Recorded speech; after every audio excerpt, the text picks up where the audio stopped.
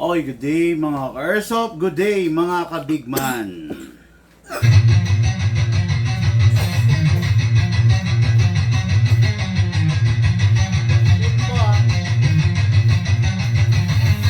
Magsatabi sa daan, huwag kang babangga. Papasok si Big Man, may dala na banta. Isang siniraan, pero di pinansin. Toxic vibes, bro, di yan sa amin. Nagka-problema, bumangon pa rin. Laban lang kahit ilang saglit. Dito sa Big Man, solid ang galawan. Tunay na negosyo, hindi lang yabangan. Customer, namin laging satisfied. Airsoft gear, legit certified. Service, ay tunay, hindi pa na-post. Kahit saan ka magpunta, kami ang host. Big Man, walang katulad. Gamit ay legit, laging panalo pag suka. Sniper o pistol, lahat ay fire. Kami ang top airsoft provider. Big Man, walang katulad. Gamit ay legit, laging pagaman binitin siya. Laging may bago, laging legit. Big Man rules, wag kang bitter, kid. Big Man, walang katulad. Gamit ay legit, laging panalo pag suka. Sniper o pistol, lahat ay fire. Kami ang top airsoft provider. Kalat ang inggit, pero hindi sila makalapit. Try to copy, pero fail ang gamit. Boom, boom, pow, pag nagpaputok, parang Pit Viper. Di ka mamiman ng dog, kasi sila makalapit. Try to copy, pero fail ang gamit. Boom, boom, pow, pag nagpaputok, parang Pit Viper. Di kami patok-tok. Customer happy, service tight. Walang scammer, we do it right. Lift your game up, don't be a joke. Big Man blazing, lahat ay woke. Big Man, walang katulad. Laging on point, parang sa baril ang lakad. Crossfire, deals tighter. Big Man airsoft sniper. Sa presyong tama, sa gamit na solid. Panalo ka palagi, di ka magiging biktima, kid. Big Man ang pangalan, tandaan mo palagi. Sa airsoft game, kami ang hari.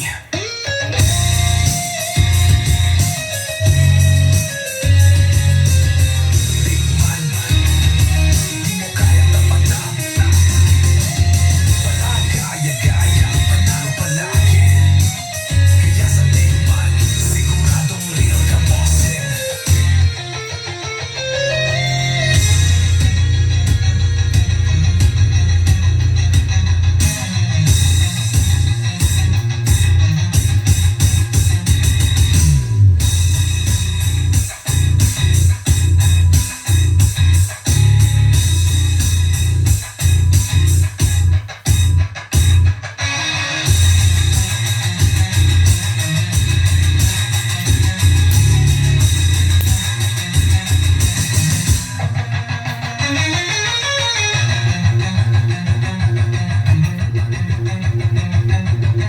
Big Man, mukha yang tapatan.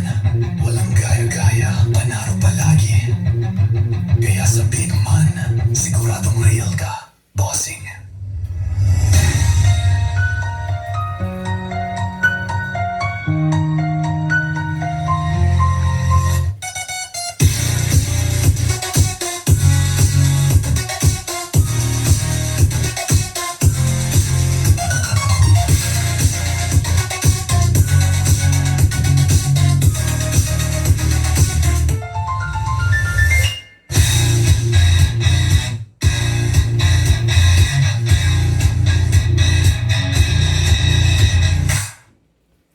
Hello po, good day sa inyo lahat. Good day mga ka-airsoft, good day mga ka-bigman. Hello po Luzon, Visayas, and Mindanao. Hello po sa lahat ng ating ka-airsoft, seaman, engineer, seafarer, kahit ano man, OFW, caregiver, caretaker. Hello po sa inyong lahat. No? Ngayon po, araw ng Sabado, review and unbox po tayo ng unit ng ating ka-airsoft. Asan na yung info? Okay, so unit ng ating ka-airsoft from Mabalacat City, Pampanga. Mabalacat, Pampanga. So, ito yung isa sa ka-airsoft natin na napakamahiyain, no? Actually, gustong-gusto kong ACOD i-deliver to. Mga ka-airsoft, no? Meron lang akong konting pakiusap sa inyo. Pag yung location nyo is naabot naman ng ating COD delivery. Sana kung maaari, ipa-COD nyo na lang sa akin, no? Nasaan na yung ano dito, sounds natin dito? Sana po ipa-COD nyo na lang po sa akin kasi... Saan? Ito. Kasi mga Karsop, alam nyo, napakalaking karangalan. Gustong gusto ko kasi yung actual ba? Actual na nakakausap ko yung ating ka-airsoft, actual na i-demo yung test fire ko yung unit sa ating ka-airsoft, no? Isa pong karangalan pag nakakapagpa-picture ako sa ating ka-airsoft. Just imagine, no? Yung ka-airsoft after the deal, aakbayan ko. Then picture kami, di ba? Napakasarap po sa akin, no? Tumataba ang aking puso sa mga ganung pagkakataon. Kasi alam mo yung ka-airsoft, napaka-importante nyo sa akin, napaka-mahalaga nyo sa akin. Kaya ganun pa man, talaga namang pinipilit kong sa abot ng aking makakayanan, literal na akin kayong mapagsilbihan. Okay? Hello po sa ating mga Karsop. Ngayong araw na to, review and unbox tayo ng unit na ating Karsop.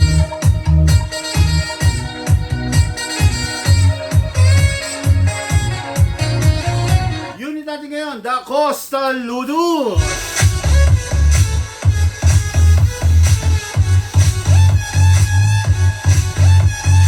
Two colors available for the Costa Ludus. Ano yan?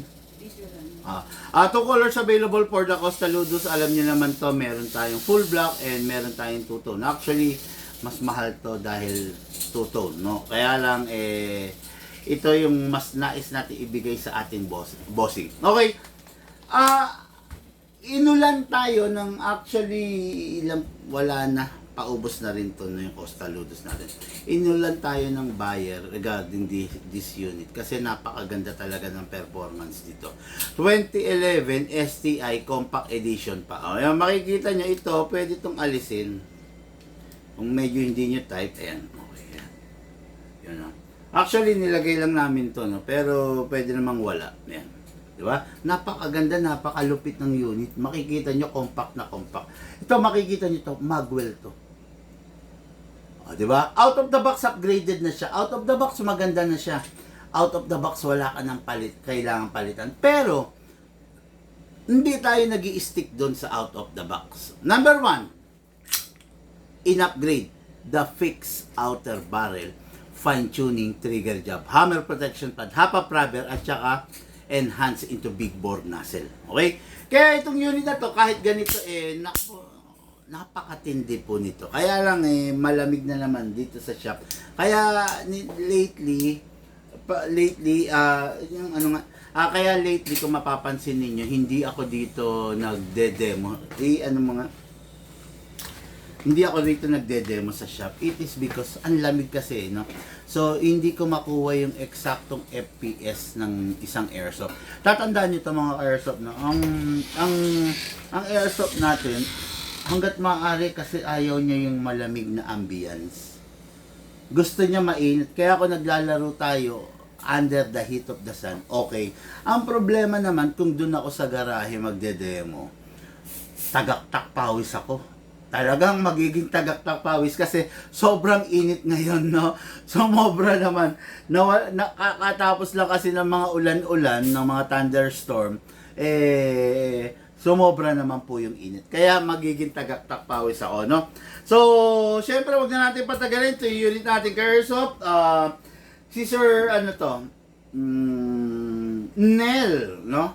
Si Sir Nel Reyes, okay?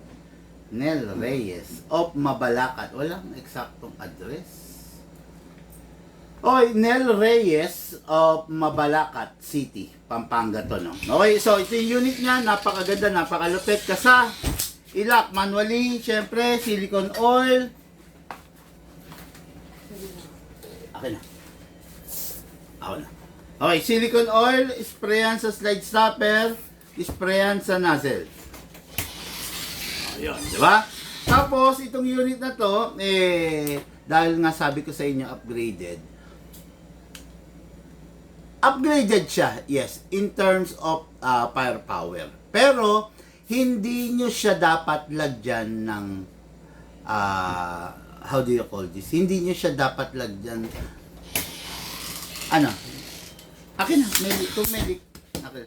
Hindi nyo siya dapat lagyan ng moment. Pause. Okay, as I was saying, hindi mo siya pwedeng lagyan ng 14 kg. Okay? Naka-design tong unit na to para sa 12 kg only. Hindi mo siya pwedeng lagyan ng 14 kg kasi ma-agitate yung pagkasira ng laman loob niya.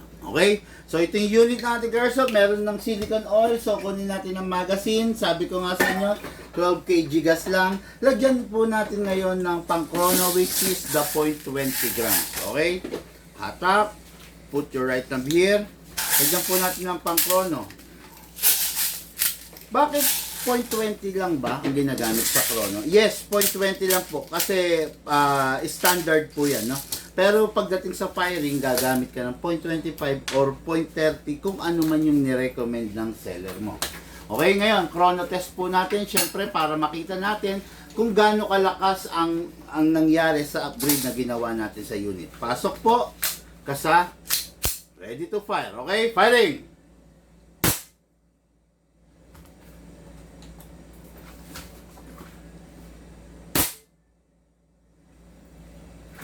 .393 FPS,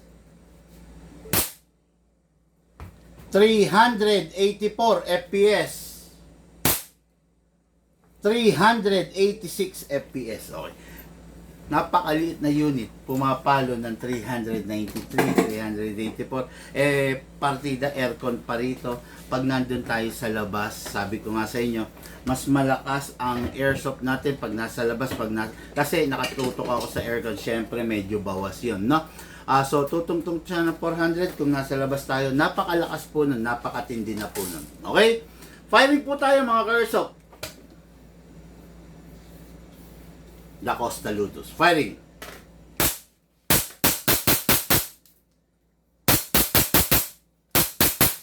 Open slide. Kasi po wala na siyang bala. Next thing to do, release the magazine. Siyempre, release the slide. Then rest the hammer by pressing the trigger. Tapos yung unit po, wag pong kakalimutan na pasingawin ang hangin kung sakasakali lang na tapos na kayong maglaro. Pero kung hindi pa naman, maglalaro ka pa kinabukasan kahit nandyan yung hangin. Pero kung mga more than 1 week, mas maganda po pasingawin ninyo yung hangin para po wala kayong kaba na yung unit nyo hindi masisiraan ng mga valve. Okay? Napakaganda Costa Ludos, unit natin Airsoft, Nel Reyes!